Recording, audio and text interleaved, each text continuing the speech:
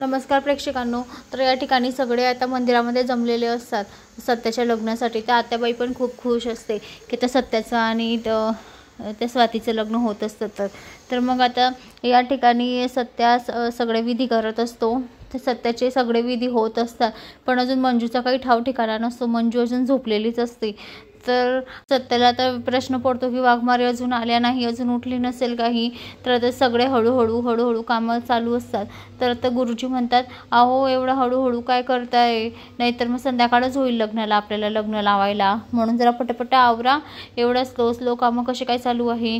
तेव्हा आता मम्मी साहेब म्हणतात की ह्या मुलीच्या वडिलांच्या घरी काय आहे, प्रॉपर्टी वगैरे काय काय नाही। तेव्हा आता सत्य सांगतो की मुद्दाम खोटं सांगतो की तिचे आई वडील आहे, तिचं खानदान पण चांगलं आहे, त्यांच्या घरी 2 शोरूम आहे गाड्यांचे, 2-3 सोन्याचे दुकानं आहे। त्याच्यामुळे आता मम्मी स्वप्नात जाते, वा चांगली गोष्ट आहे, आपल्याला आता चांगलं सोन्यानेच नटवतील ते, आता चांगलं आहे त्यांच्या घरी। तर आता मम्मी साहेब खूप खुश होतात। तर आता सपनीसुद्धा स्वप्न बघते। तर आता इकडे सत्या परत वाघमारेंची वाट बघत असतो, पण तरी वाघमारेंचा अजून पत्ता नसतो।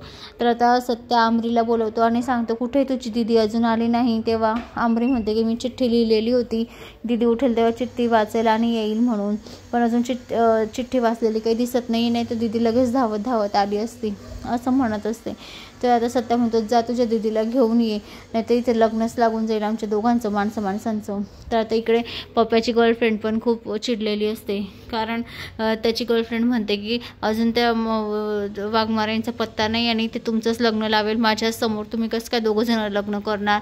तेव्हा पप्पाही खूप चिडलेला असतो। तर सत्या म्हणतो, हे बघ पप्प्या, काही काळजी करू नको, येतीलच वाघमारे। तर आता आमरी घरी जाते, मंजूला उठवते, म्हणजे मंजू ऑलरेडी उठलेलीच असते, पण सांगते की दीदी तिथे सत्यदाचं लग्न चालू, तू इथे काय करते। तेव्हा आता मंजू इतकी पळत सुटते की डायरेक्ट मंदिरामध्ये पळत येते।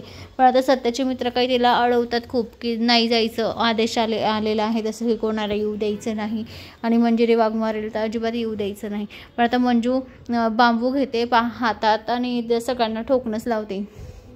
तेव्हा आता मंजूला पाहून सगळे, म्हणजे मम्मी साहेबांच्या पायाखालची तर जमीनच हलते की मंजू इथे कशी काय आली। सत्याच्या मात्र चेहऱ्यावर आनंद असतो, सत्या खूप खुश असतो की वाघमारे आली, म्हणजे तो गळ्यामध्ये मंगळसूत्र टाकेलच, तोच वाघमारे तिथे, मंजू तिथे पळत आली।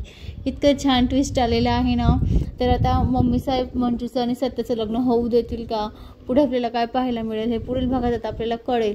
तर आता मंजू सत्याचं लग्न थांबवते, डायरेक्ट सत्याचा हात धरते आणि त्या पप्प्याला बाजूलाच करते। अशाच मालिकेच्या नवनवीन अपडेटसाठी चॅनलला लाईक आणि सबस्क्राईब करा, शेअर करायला विसरू नका। धन्यवाद।